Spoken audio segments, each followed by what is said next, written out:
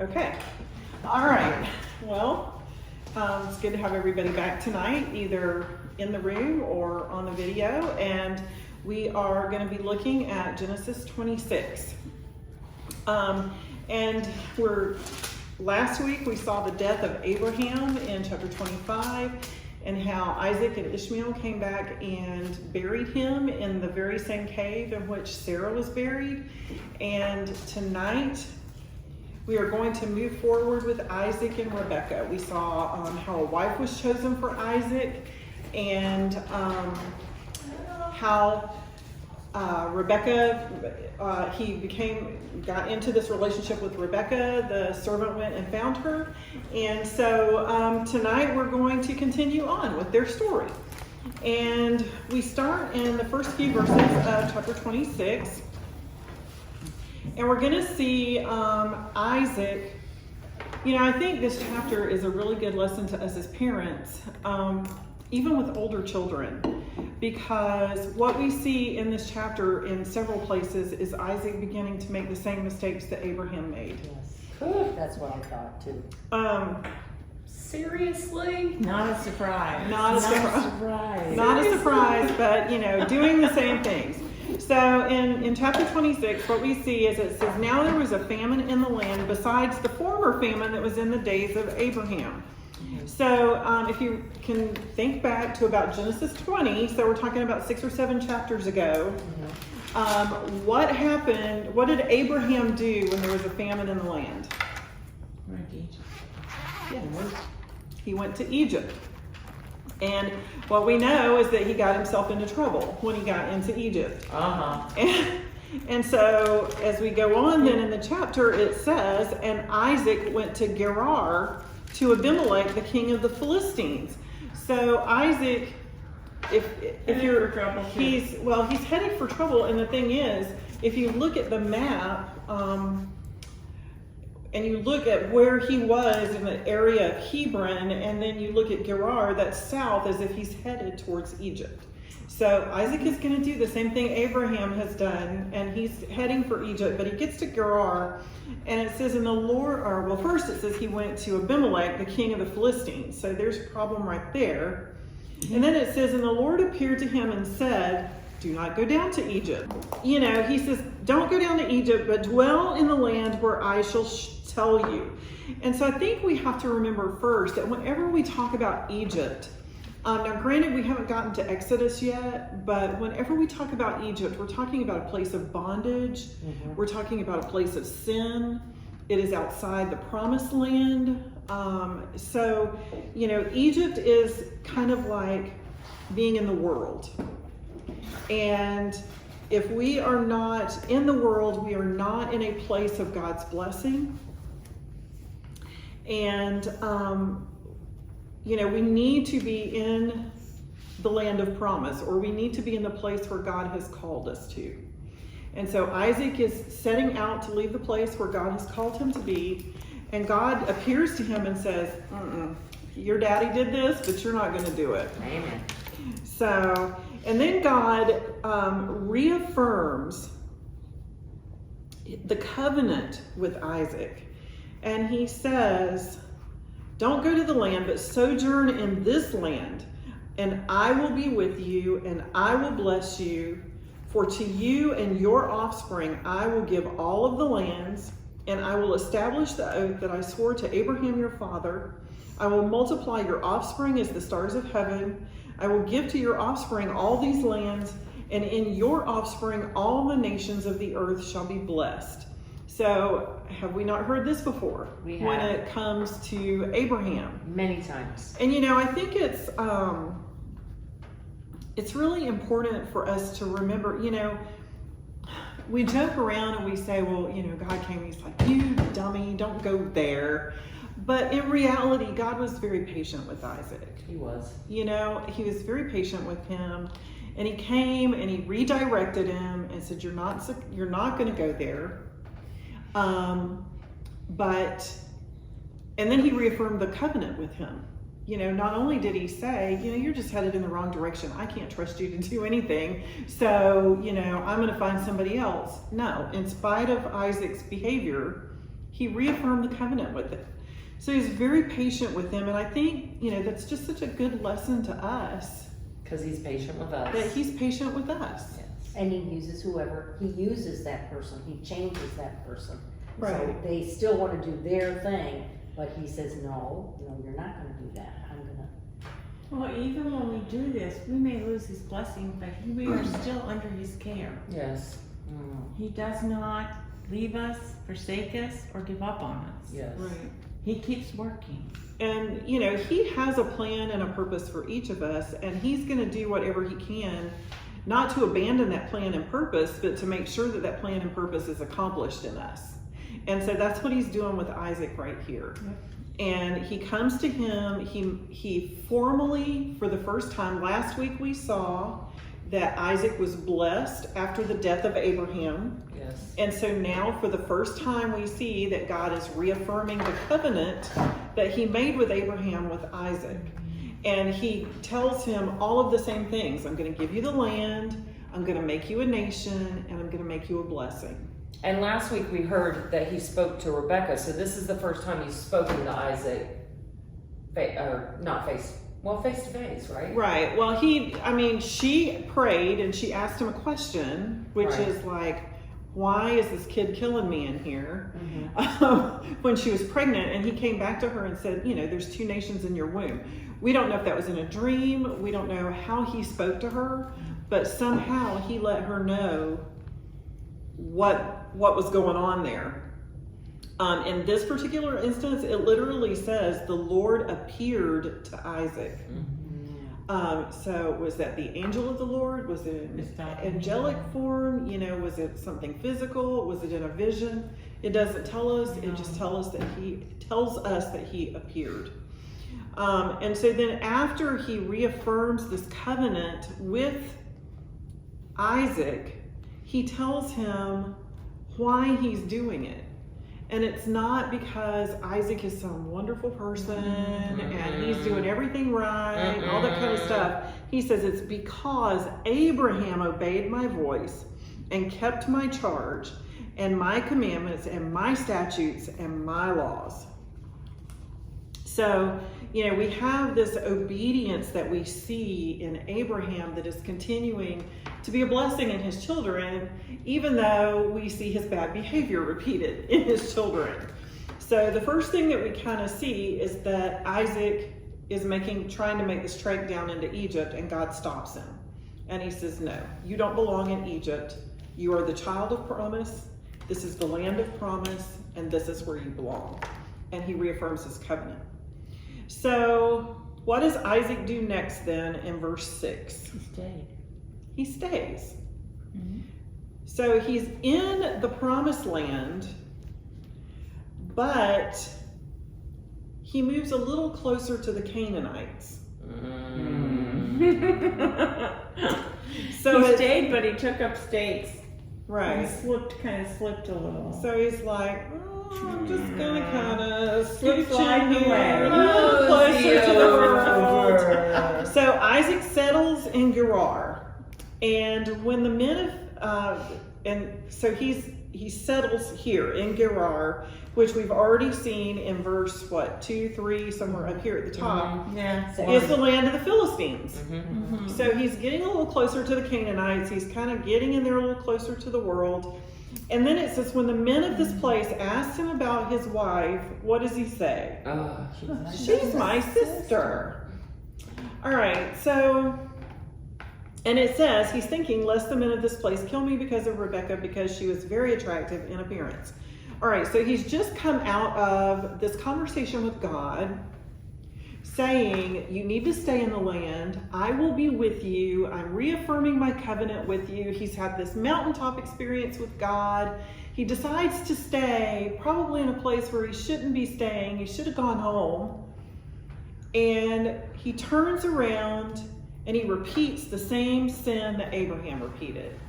And in a way with Isaac, I think it's almost a tad bit worse, because with Abraham, at least Sarah was his half-sister. Half-truth. Which, half-truth is a lie. Yeah. But, you know, with Isaac, Rebecca's not even his sister. No.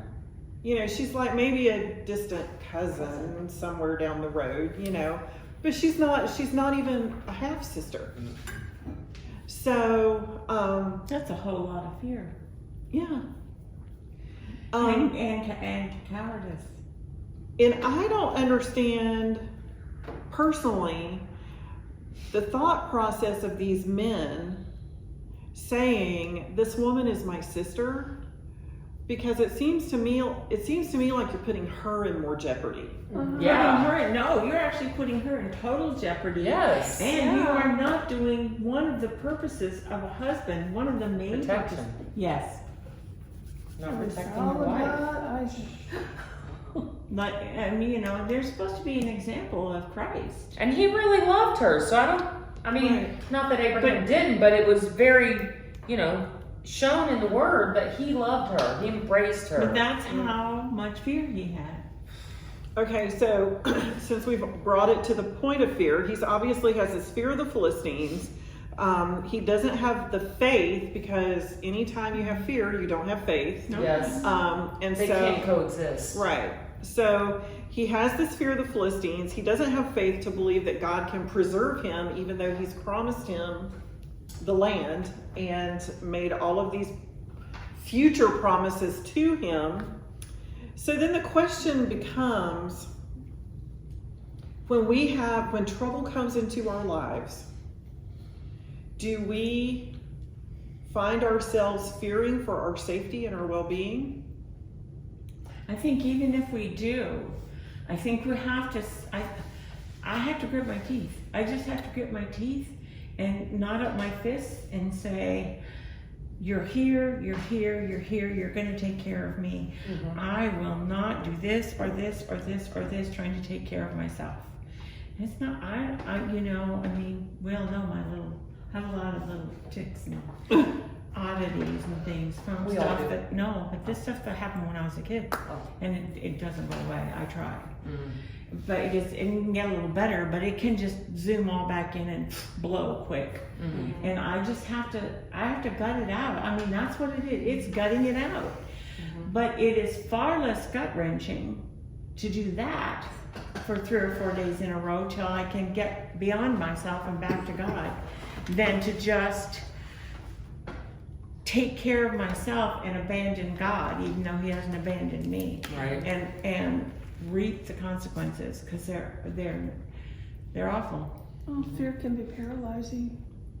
Fear can be very paralyzing. Yeah. Or instead of being paralyzing, it can cause us to take actions That that are are not In our best interest. in our best interests, you know. and usually if they're not in our best interest, I personally always end up damaging somebody else along the way. Right. At least one other person. And Oh, okay. and as we go through this, we'll see that, you know, that's basically what happens here too. But, you know, I think the thing for us is sometimes, you know, like I just said, I don't understand the thought process of these men who make these decisions. And it's very easy for us to judge in hindsight whatever their ideas were. But, and it's easy for us to say sometimes, I would never do anything like that. Or, I just trust God completely and I would never give in to that kind of fear. I recognize the fear. But in 1 Corinthians 10:12, it says, therefore, let anyone who thinks that he stands take heed lest he fall. And Where is that? 1 Corinthians 10:12. So I think it's really important for us to remember that we are all at risk at any time. Yep. And, this particular part of the lesson is very timely for what we're living in right now, because, we have this supposed pandemic that's going on. And just about the time the pandemic seemed to be resolving, Craziness. suddenly the world went crazy with, all the racism and law enforcement issues and all of that kind of stuff. And we had riots and looting and protests and things all over the country. And then it began to spread all over the world. Well, now that seems to be Settling down. settling down a little bit. And now it seems like a lot of that kind of unrest seems to be tapering off a little bit. So what's happening? Now we're getting news that the virus is starting to spike again. So, you know, it's just going to be one thing after another. So are we going to continue to live in fear? Is the No. point that I'm trying to make here. No. Are we going to continue to live in fear, or are we going to live in faith? I'm not. So we're not going to live in fear. We're going to live in faith, and he's fearful because he's afraid these men are going to kill him because Rebecca's attractive, and it says when he had been there a long time. Yeah. Yeah, So that's he's- what I thought was yeah. a long time. So he's been here a long time. Abimelech, the king of the Philistines, looked out of the window and he saw Isaac laughing with Rebekah, his wife. Okay. The ESV says laughing. Mine says kissing. Or Yours showing. says kissing. Mine says showing endearment. Yours is showing endearment. The Hebrew there Caressing. indicates some form of intimacy. Oh, Yeah. He wasn't just laughing with her. They were like making out in the garden. Yeah. Okay. I mean, they must have been in close enough proximity to the palace or whatever that the king could look out and see them doing whatever they were doing. So whether she was in the harem or not, you know, Isaac has said, "This is my sister." And by doing that, he's put these men at risk. So, you know, back to when Shauna was saying, when she makes decisions that are not in her best interest, that she usually ends up hurting somebody else in the process. You know, here's the situation where he's put Rebecca at risk because another man could have taken her. You know, he's put these other men at risk because they could have taken somebody else's wife. And so, you know, Abimelech is saying, you would have brought guilt on us. And so once again, we have a situation. We saw this with Pharaoh with Abraham. We saw it with Abimelech before, which Abimelech, some of the commentaries that I read said that this is not really a proper name. It's a title. So, you know, we have Abraham years and years and years ago come to Gerar and he deals with Abimelech. And now we have Isaac all these many years later come through and he's dealing with Abimelech. Oh, Well, is this the same Abimelech?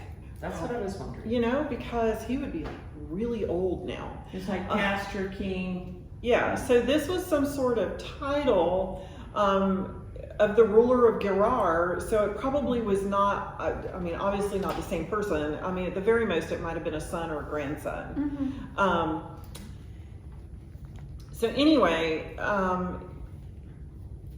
we had Abimelech rebuke Abraham back in Genesis 20. Before that, we had Pharaoh in Egypt rebuke Abraham for doing the same thing, and now we have this Abimelech. Abraham or Moses?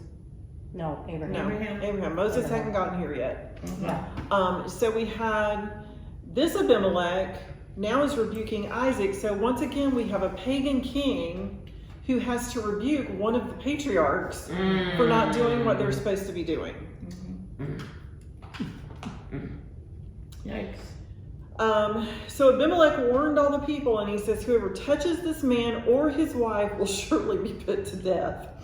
But then we go on in verse 12. That was really compassionate of him to do towards Isaac. I mean, he tried to assuage all of Isaac's fear. He addressed it just point blank. Right. I think that's great. And he probably, you know, he probably could have had Isaac killed. Yeah. Oh, And yeah. said, okay, well, you don't want to claim her as your wife? Okay, off with your head and I'll take But her. instead, he tried to take care of Rebecca by assuaging Isaac's fear. Right. So, you know, we go on then in verse 12, and this happened to Abraham every time he did this, and now it happens to Isaac. It says, and Isaac sowed in that land, and he reaped in the same year 100-fold, and the Lord blessed him. Wow. And the man became rich, and he gained more and more until he became very wealthy. So when Abraham did this in Egypt, we saw Abraham gave him like all kinds of riches and slaves and animals and Take it all livestock. with you. And he was like, take it and go. You know, just take it and go. Get out of here. It's the same story, true, all the way through. And then when he did it in Gerar, Abimelech gave him stuff and said, you know, you need to take your wife and go. And now we see Isaac, after doing the same thing, being blessed with material possessions. Someday I want to see the video on this one. Like literally, I want to see what God's reaction was. Like when he saw Abraham do it several times, and then saw, you know, like. Well, it's because he wanted everyone to know, these are my chosen people. Right. These are my chosen people. Even though they screw up, Yeah. I still have my hand on them. And so, yeah, it is interesting. So it will be interesting in the kingdom, you know, when Christ comes again, how he deals with the Jews and what, yeah, that's going to be very interesting. Well, and I just think, you know, like you're talking about, I would love to see God's reaction. Again, God is not surprised by any of this. And again, as parents, we need to remember that we have a tremendous influence on our children. And,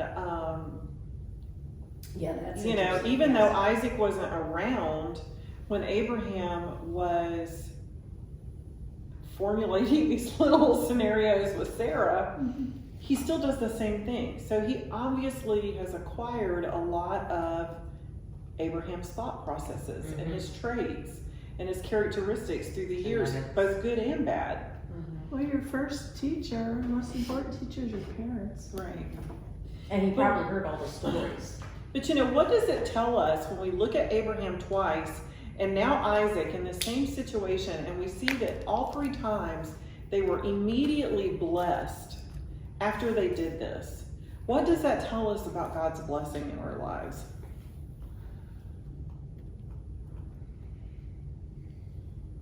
It affects our lives more strongly, and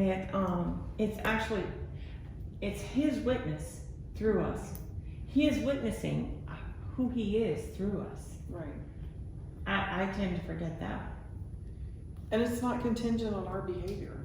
Not at all. We're part of his story, not the other way around. And see, I felt a little bit on the other side of that coin. I mean, you know, I try to devote my whole life to God, everything. And we've not seen that same blessing. And it's like, you know, I don't ever want to say I question God, because I don't. And we have other blessings, you know, like we have our health. Right. You know, we have blessings. But financially, no. And so it's like, I don't know. But don't you kind of see, well, at least that it's like, okay, sometimes maybe we should be asking, not necessarily for blessings, because it seems like, okay, God blessed him, but then right behind it, the Philistines envied him. And he's sitting there going, okay, they filled up his wells, they did all this stuff. So it's like, right when you get a blessing, it's right before you're going to have a trial. So maybe instead we should ask for grace. God, give me your grace. Not necessarily your blessing, your grace. Because it seems like every time you get a blessing, it's right before you have a trial. So that is good, you're getting strength from that. But, because it seems like every time that's what's happening. Yeah, well, you know, we know that just because we're Christians and we love God and he's in our life and stuff, that it doesn't mean life is going to be easy. But the one thing we do know, that God is always with us and always there. Yes. And, you know, I think, You know, just like you think said, one our nice blessings, lottery ticket that wins, okay? you know, our blessings do come in different forms sometimes, whether it's in the form of family or health, or, you know, maybe it's not having the tremendous wealth that Abraham and Isaac and Jacob had, but maybe it's getting to the end of the month and figuring out that all of your bills are paid and you're not really quite sure how that happened. You know?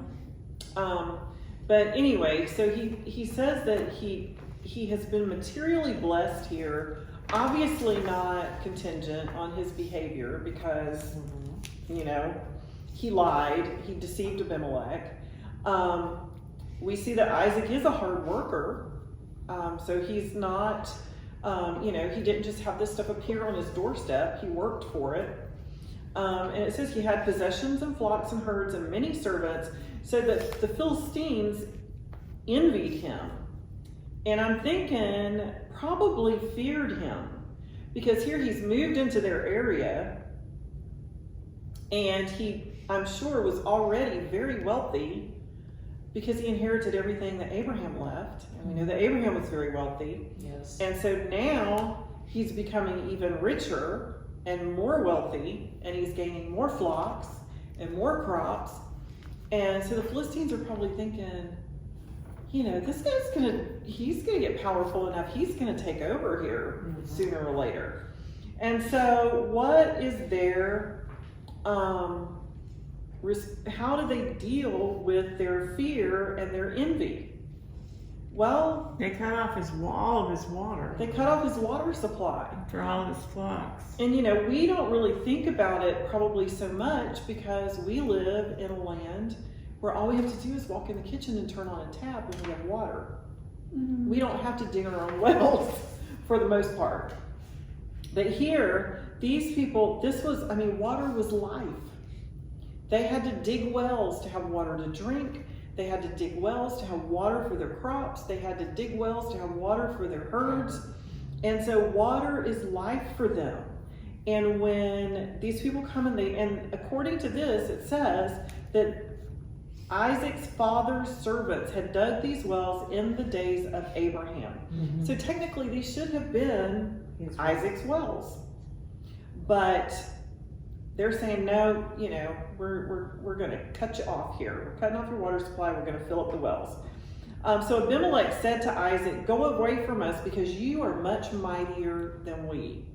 So, this kind of just even reaffirms this idea that they are fearful of him as well as envious, because even the king is saying, you need to put some distance But between once you. again, he's showing compassion. Right. He really is. And I think he was a peaceful ruler. This particular Abimelech, because he was Right. like trying to soothe his people and said, we can't see your face anymore. Right. Because my whole constituency is too afraid. Right. Wow. Yeah, But just again, this fear. was another issue with him living in Gerar. I mean, this is not where he's supposed to be. That's just In the it. He first was place. not in his land. Right. That was promised to him. So in verse 17 then it says he departed from there, but he encamped in the valley of Gerar and he settled there. So he left the immediate area, but he didn't go far. No, he didn't. Once again, You he's know? just slip sliding here and there. Yeah. Mhm. Kind of like he took the easy. And it says, and once again, Isaac dug wells of water that had been dug in the days of Abraham his father, which the Philistines had stopped after the death of Abraham. And he gave them the names that his father had given him. But when Isaac's servants dug in the valley and found there a well of spring water, the herdsmen of Gerar quarreled with Isaac's herdsmen, saying, this water is ours. So again, water for them was life.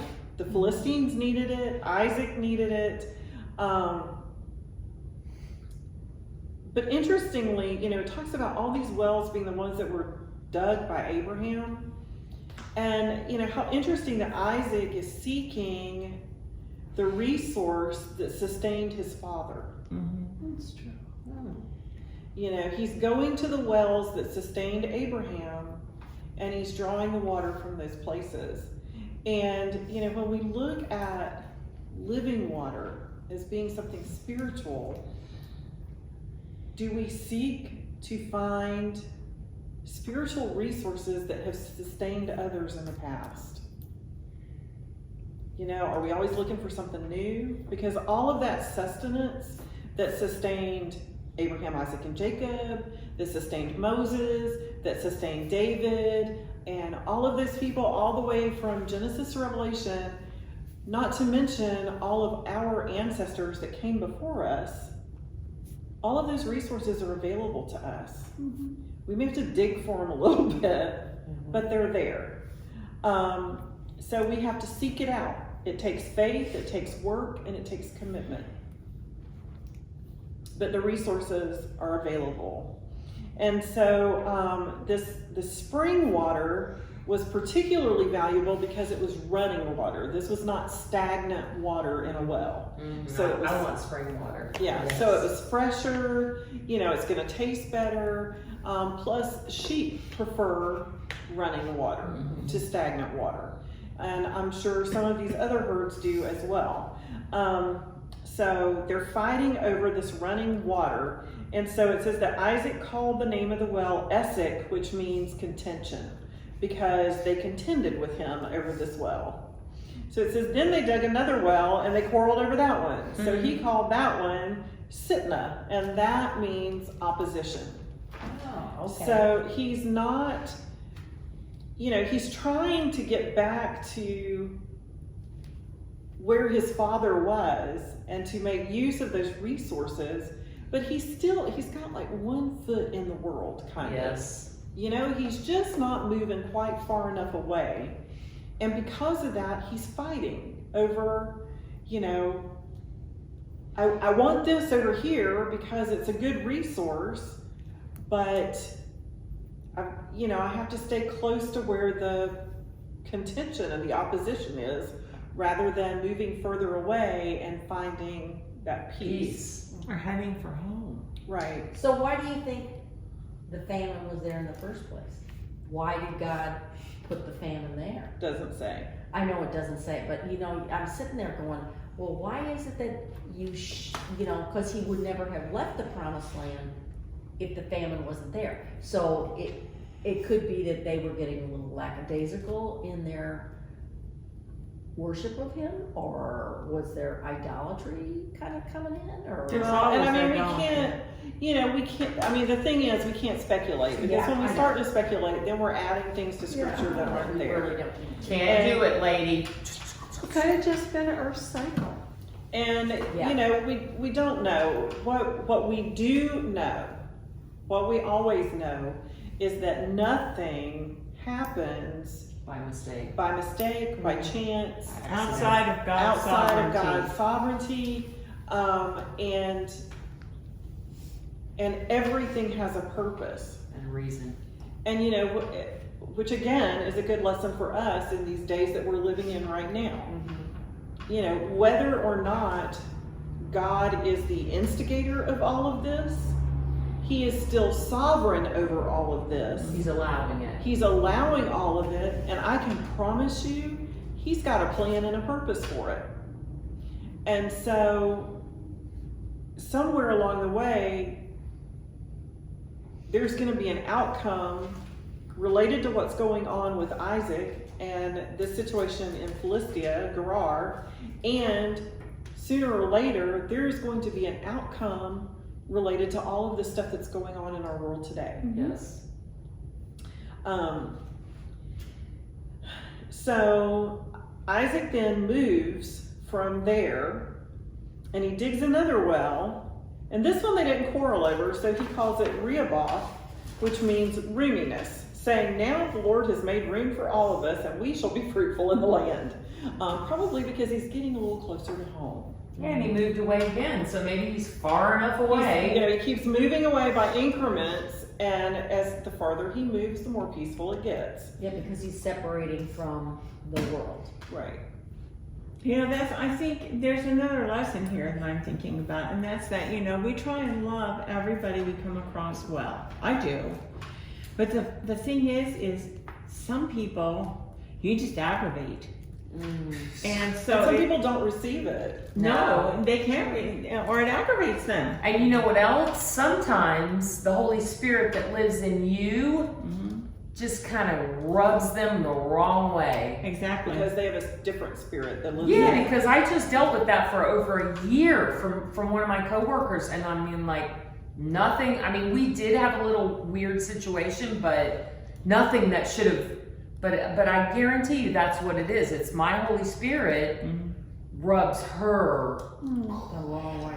But when that happens, my question to my own self is, well, so God, why have you got this person in front of me or me in front of them? And like that happened with one set of people in my life not long ago, And I got an answer. Well, because I want you to pray for them. Oh. And so may not always be the answer, but I don't think anybody's ever prayed for them. Right. Just because they don't love themselves. They can't love anybody else. They really can't. And there's plenty of people that you're the only person that's ever going to pray for them. You know And what? I can guarantee you, this girl at my work, I never prayed for her more than when we had this going on. I mean, like, I was, every day when I was at work, all day long, I'm like, Lord, she's still out there and she's still being like that. I mean, like, constantly. Because And she's a mean girl. well, because it's so uncomfortable. Oh. So, I mean, it's just, Yeah. So sometimes you have to put distance between yourself. I mean, like Shauna says, we should try to love everyone that we come in contact well. Whether we know them or not, exactly. love them well. Mm-hmm. But some people are going to receive that. And Some people are not. And some people are going to trash it. Oh, yeah. And sometimes, Jesus told his disciples when they were going out Dust into off the your world, if you are not received well, you need to shake the dust off your feet and move on. Dust your sandals. But you know what? And- That can happen even in the church Yes. too. Oh, yeah. Oh, yeah. So I think yeah. we just need to remember that sometimes there are just going to be situations where we have to put some distance between ourselves and whatever's going on. If we have tried to rectify it, I'm not saying just anytime you have opposition, or anytime, you have somebody that you don't get along with or whatever, that you need to just move away from them.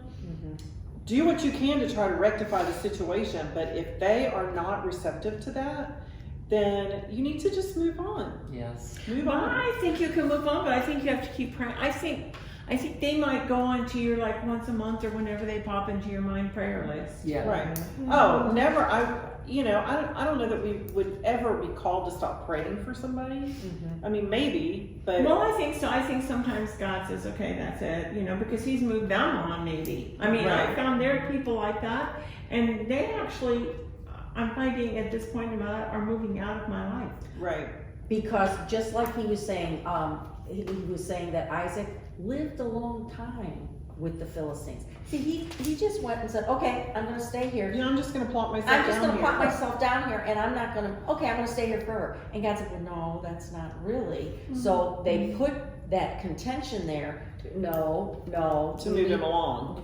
because we would just, okay, I'm gonna stay here. And I think I God- feel comfortable here. Again, I think God does that with us sometimes too. He may put us in situations where there is some contention in order to move us out of that situation because we aren't where we're supposed to be. Yeah. Well, actually, He moved the other people. I mean, I'm surprised at how many people He's moved out of my life in the last couple of years. I'm like, Me Well, too. and I think I've he had may- that happen too. Yeah. He'll do that if they're in the wrong place. Yeah. well, I think And they you're in were the right wrong. place, Yeah. but I think sometimes we may be in the wrong place, and just like the situation with Isaac, he keeps coming into opposition and contention with these other shepherds and people out in the fields over this water supply, and as he comes into contention, he keeps moving a little further away, a little further away, a little further away, because he's not where he's supposed to be. Amen. So I think God is using the situation to move him back Where he should to be. where I think he so, too. belongs. And so then it says in verse 23, from there he went up to Beersheba. Okay, when he gets to Beersheba, he is finally back where he belongs. Boom. And it says in verse 24 then, when he gets there, and the Lord appeared to him the same night. Oh. All he had to do was go back to All he where had he to was do supposed to was be go- and the Lord would appear? What? And he says, I am the God of Abraham, your father. Fear not, for I am with you, and will bless you, and multiply your offspring for my servant Abraham's sake. So, I think God comes to him and he's like, don't fear those who oppose you. Don't fear the circumstances that are around you. There's a famine, don't fear. The world's going crazy, don't fear. You're coming into contention with somebody around you, don't fear. because I'm with you and I will bless you. And he keeps his covenant with Isaac for Abraham's sake. Mm-hmm. You know, he comes to him and he says, I'm going to do all these things for you because of my servant Abraham. And I think we need to remember, you know, God has made a covenant with us too. Mm-hmm. And he keeps his covenant with us for Jesus' sake. Oh, yeah. And so, how much more important than Abraham, you know, if he's doing it for Jesus' sake, Right? he is not going to abandon his covenant with us. No. Yeah, it would be terrible to not, well, have God in you, like a lot of people walk around with. So it says, so he It's on built, their own. yeah. Yeah, I don't know any different. So he built an altar there, and he called upon the name of the Lord, and he pitched his tent there, and there Isaac's servants dug a well. Same behavior. And so I think this well was a well they were going to be able to use because they dug it in the right place. Mhm. And, you know, interesting, something that we see with Isaac is that as he goes, you know, Abraham built altars and Isaac digs wells, which he built an altar too. But, you know, he's back in the right place. God has appeared to him.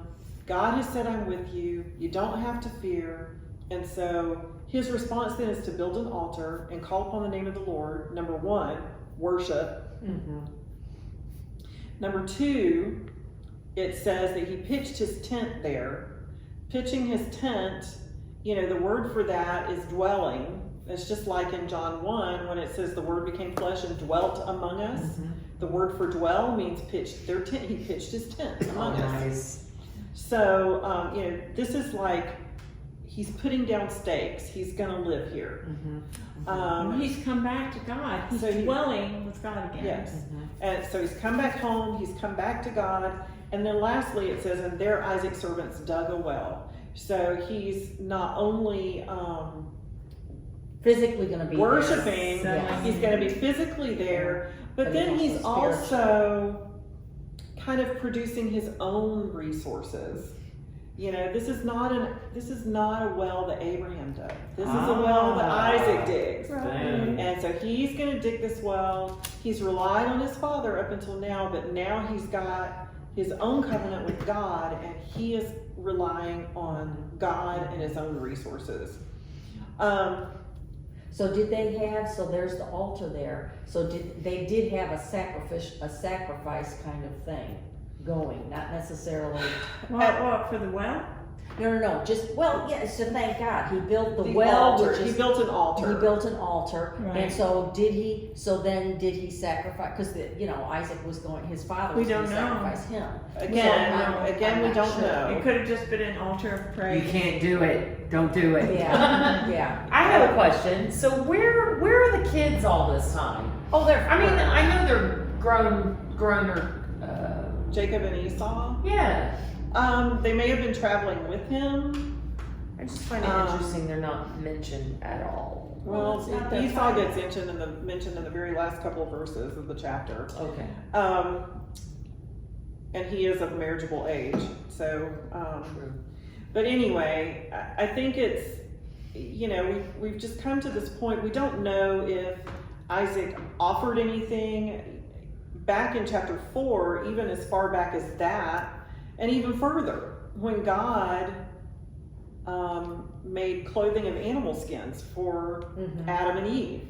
There had to have been some sort of sacrifice for that. We saw Cain and Abel bringing offerings to offer on an altar.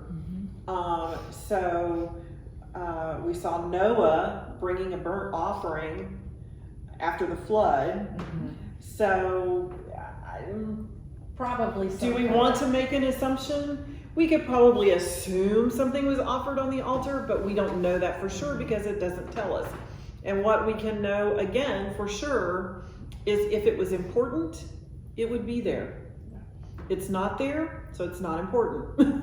Well, it's like he takes care of the spiritual side and the physical side. So there's Right. an altar for the spiritual because he's here now. This is where I'm gonna stay. Right.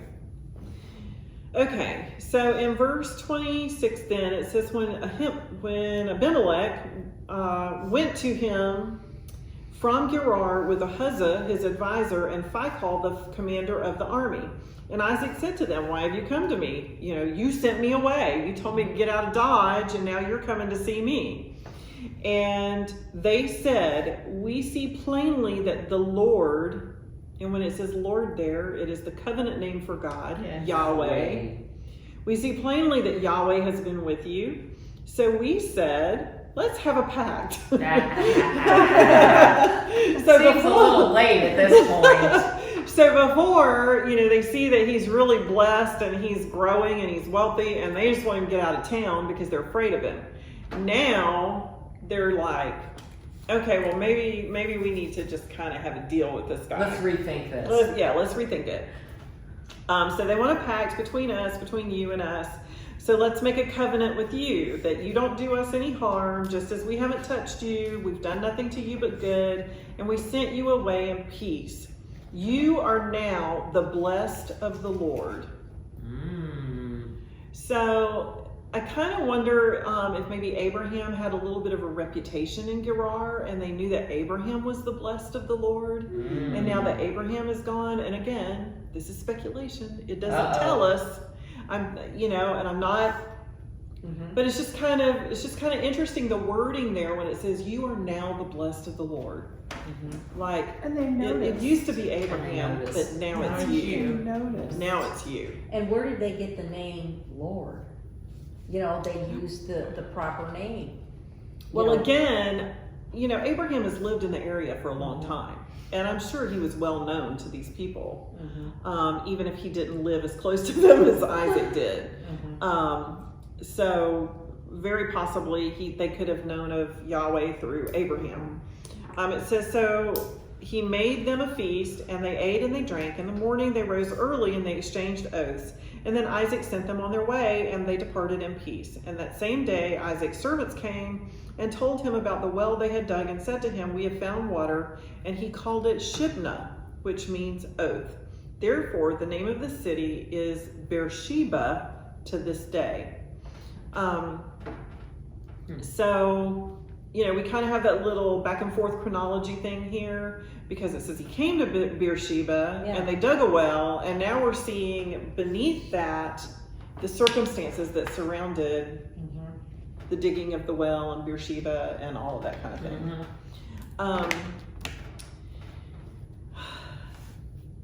So before we get to the last two verses, let's just talk about Isaac for a minute. Because what can we can talk through this and we can make it, we can learn a lot about Isaac, but what can we learn for ourselves?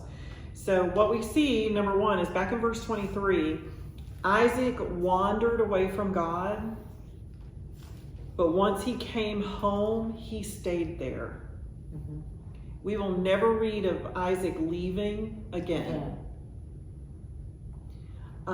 So he is going to stay in the land of promise for 80 years. He became someone who was steadfast. I'm sure that all of us have had periods of wandering. You think? And occasionally may still take a little side trip from time to time. Yes, however, but when we take side trips, and we know we're taking side trips, and I would guess that everybody at this table is well aware the minute that they take a foot step away, that is an opportunity. It's an opportunity. Our flesh may be luring us away, the enemy may be luring us away, but it's an opportunity to say, okay, I want to go. What's going on between us? And just immediately turn back to God. I mean, it just takes some words to Him. Right. And, we want to be known as people who are steadfast. Yes. So that even if we do take a side trip, that we're coming back quickly. We're not wandering around out there for years trying to find our way. Right. We want to be known as people who are steadfast You know, are we people who remain in God's promise? Mm-hmm. The next thing that we can look at with Isaac is this aspect of the Philistine king was able to see that God was with Isaac, and not just any God, but Yahweh. Yahweh God. He could see that Isaac was blessed. Can other people look at me and see that God is with me? I hope so. You know, do Well, through your actions, through your words. yeah, I mean, it's not just through material blessings. I mean, you know, I feel like I have material blessings, but it's not just through that. I mean, can other people look at me and say, I am being steadfast in God's promise, and God is with me through, you know, these difficult trials in life and situations that I'm living through at any given time. Do people see that God is with me? You know, and all through the scripture, we see instances of the scripture telling us that people could see that God was with someone. You know, when we get to Joseph, over and over and over again, it will say that God was with him, and people could see that there was something different about Joseph. And he was forgotten, and he was forgotten, and he was forgotten, and they still saw. Right. And Well, just like the bit digging the wells. yeah. Every time you dug a well, it came through. Every time you dug a well, it came through. So yeah, every time you put forth a loving spirit or a compassionate, just compassionate spirit, that even that may not be where you need to be, but you know, it does fulfill that. It will return in some Yeah. way. And, you know, and again, even in the New Testament, was it Peter and John were walking into the temple in Acts, and they see the man laying by the road, and they healed him? You know, they're like, I have silver, nothing to give you gold, but we this. have none, but we can give you this. And they heal him in the name of Jesus. And the temple leaders look at them and say, you know, what's up with this? These are ordinary, uneducated men, but they could tell that they had been with Jesus. Wow. You know, so again, when people look at me, can they see that I've been with Jesus? Can they see that God is with me? And then the last thing I think we need to remember from Isaac is that God never rehearses the sins of Abraham or Isaac, but both of them are listed in Hebrews 11 as men of great faith.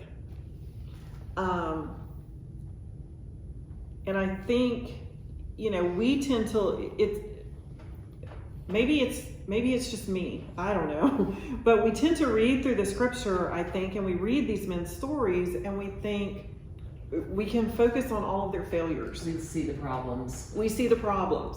You know, like we look today and we're like, oh, Isaac made this mistake, and Isaac made this mistake, and he learned it from Abraham, because Abraham made the same mistakes. And we can look at all their mistakes, but God never once in scripture, after we get past Genesis, says, boy, did Abraham and Isaac really screw up. Instead, what he says in Hebrews is that these were men of great faith, and they obeyed me, and it was counted as righteousness for them. So we need to remember that we will fall, and we will fail God, and he expects us to come to repentance. You know, he doesn't expect us to just ignore it and move on. But once we have repented of that sin, Go on. he is not going to hold it against us. He remembers our victories, and in our victories we are able to move forward. And isn't that a part of, you know, God forgets our failures? Yeah, he removes it far as as far the as the east east is from the west. And so we, you know, I think we just have to, we get so focused on what we've done wrong that I think sometimes, or we look at our past and we think that we aren't worthy. It's reassuring. If he can use an Abraham, if he can use an Isaac, then he can use me. Right. I think we And he does, because we're part of his story. He's not part of ours. It's Right.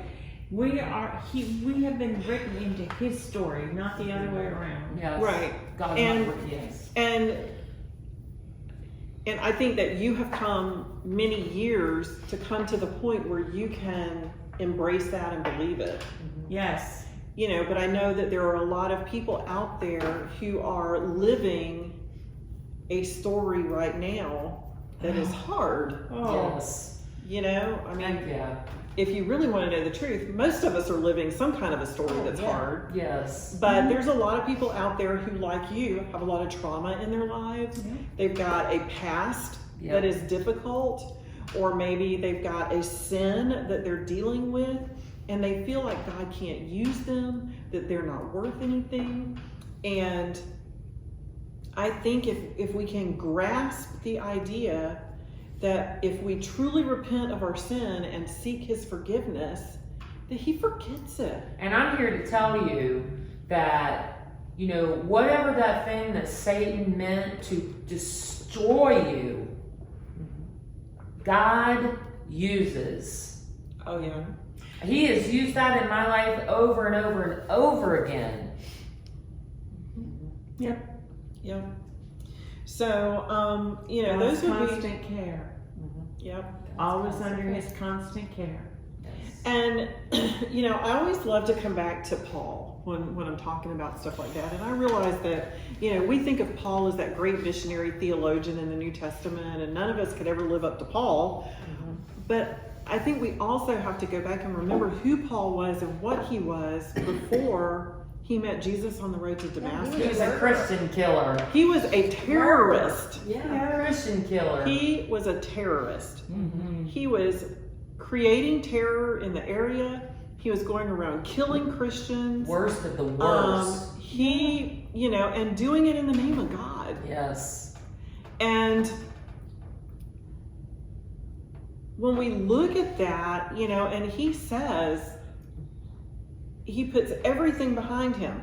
Not just all of his sin, but all the accolades, all the position, all of the everything that he had as a Jewish leader, because he lost all of that when he became a Christian. He probably lost his family. Yes. Oh, yeah. You know, he lost his position in the church. He Everything. lost everything he had when he came to Christ. And he's like, that is nothing to me. That is all garbage to me for the sake of knowing Christ and moving forward. If he can take somebody like Paul, who is a zealot in one direction, and completely turn him 180 and make him a zealot in the other direction, and if he can forgive Paul for all of the anger and the murder and the hatred, And plus, Paul carried this thing with him that's not written in the Word, so whatever your thing, it could be that. right? And he carried that as he witnessed for Jesus. Wherever he went, he carried it with him. His thorn in the flesh. Thorn in the Oh, flesh. it's thorn in the flesh. And Okay. God basically said to him, my grace is sufficient for you. You just gonna have to live with it. Don't worry about it. And that's And- the thing, is I try not to trip myself or trip over myself all the time anymore. To just go forward Mhm. with God, Yeah. not on my own. Yep.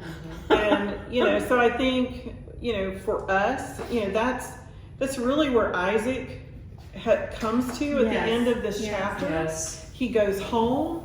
He goes back to where God intended for him to be. He gets back in God's will, if you Yes. will. And he stays there. He Yes. started believing God for himself. Yes. Not what his dad did. Well, I'll do what my dad did and I'll be safe. Right. Instead, he just faced God and said, I'm going to believe Right. you.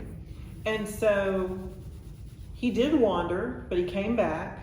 So that's his little wilderness journey. And- Wilderness journey. And because God blessed, you know, because he came back and he was doing what he was supposed to, other people could see that God was with him and that God was blessing him.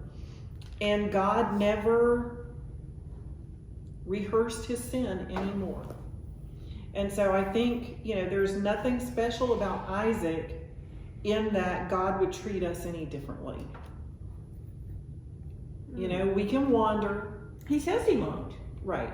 But we can wander, but if we come back, Mm-hmm. and if we get into that relationship with Him, and other people can see Him in us, Mm-hmm. and we are truly repentant of our sin, then He is not going to rehearse that sin and that history anymore. It's done. Wow.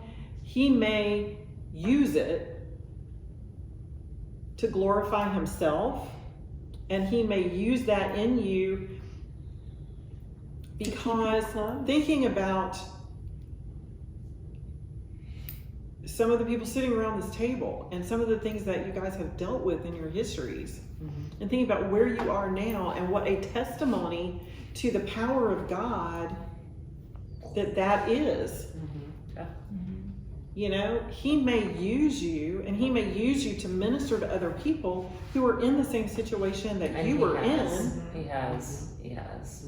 but He will not rehearse that sin and say, wow, Tanya she was a mess. Oh, you know, she such was a mess. Or, you know, look at all the stuff Shauna did, or Karen, or Wendy, or even, you know, me. He's not going to say, dang, I can't believe Judy did all of that when she was a kid, or when she was a young adult. And you know, for me, I mean, the stuff that I did do in my past, the stuff that I did do when I was acting up, that makes me not want to wander. I don't even want to step one foot down any side path. I don't. I just want to stay right in the middle of Him. So maybe, I mean, for me personally, maybe that is a good thing that I spent a lot of years there, because I don't ever want to go back there. I know what a I met you during hopeless, that time. what a hopeless life that is. That's so when I met hopeless. Tanya. Well, And I thought she was very charming and funny. She was really charming and Oh, funny. she's always been charming and funny. She was. Okay, so, oh, go ahead. No, well, but that's just one of the reasons that, you know, you can sit there and say to him, you know what, I've been there, I've done it. You don't want to go there. You want to stay right here. Yeah.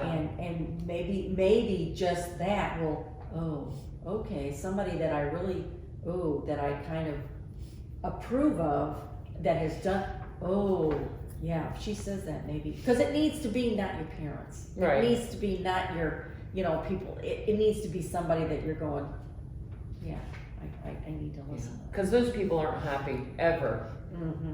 ever. They can put a happy face on, but they're not happy. Right. There's no joy.